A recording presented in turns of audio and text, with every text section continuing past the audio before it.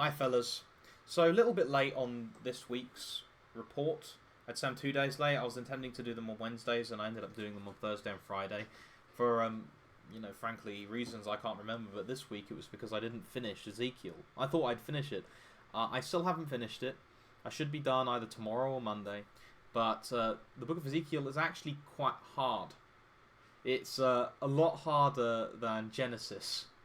I suppose I shouldn't be surprised with all the lurid language and everything, but it is legit a lot harder, and it doesn't help that at times the English translation and the Portuguese translation don't really match each other.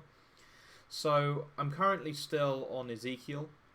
One thing that I've learnt that might be of note to people here is that actually I think that the length of the word has a direct impact on memorizing it, because there are definitely words that I saw multiple times, at the very least in Leviticus. I can't really distinguish with John and all of that. Maybe a little bit with John, with them and Vame. But I cannot distinguish. I can recognise them from where I've seen them before, but I cannot discern the meaning necessarily. And this has to do, I think, with the length of the word. So, for example, the word for to leave and the word for the bottom. I think it's bacho or something like that. Baxio. Baixo, like the base, and leaving, which I'm not even gonna try and say, but I have a vague idea of what it looks like on the page. Right? They get mixed up, and I think it's to do with the length of the word.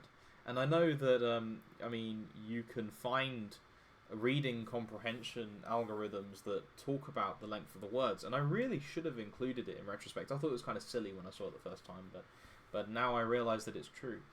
Yeah, so in other words, these difficulty scores on the screen, these things are not taking account of that at all, and really, if I'm going to make a decent algorithm out of this, which I think I will after Lent, I think I should really take account of that. And I think that language learners in general should take account of that. Like, the length of the words has a real influence, as well as, of course, the number of different usages for it. So, like, por, for example, por.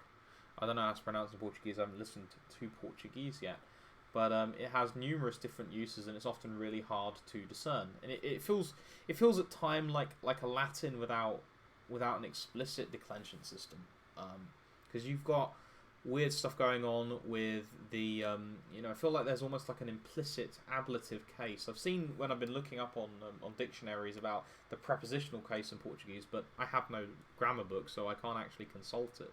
That's one of the things I kind of want to do after Lent is over. Just grab a grammar guide and just figure out how this bloody language works in more of a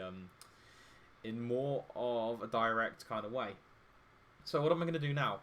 Well, of course I'm going to finish Ezekiel, but I'm thinking that I'm going to read 1st and 2nd Samuel next. And the reason I'm doing this is because I've already read 1st and 2nd Daniel not Daniel, 1st and 2nd Samuel even. I've already read these in Latin. I'm nearly done with 2nd Samuel in Latin for the Patreons, actually. This should be out in the next few days. I've been labouring along because I've got a new job, and I've been pretty knackered with it, just learning all the systems and everything. So, yeah, that should be out. So, with any luck, by next week, I'll be done. I'll probably be done with Ezekiel. I'll be very shocked if I'm not done, because I'm on like chapter 43. I'm like halfway through chapter 43, and I think there's 48 chapters, right? So I should get that done tomorrow. And I should be... I am hesitant to make any guesses, but I think that they are supposed to be reasonably easy books. The books of King, or the books of Samuel.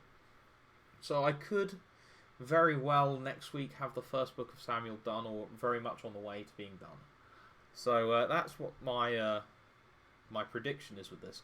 I'm thinking that I'll probably make some sort of conclusive video and really share that on social media about what I've learned from this whole experience, just so people don't have to go through all of this, because I don't think that's going to draw much attention. I think that doing like a more set, okay, here are my lessons from studying a language with just a Bible and a dictionary at this point, what they are.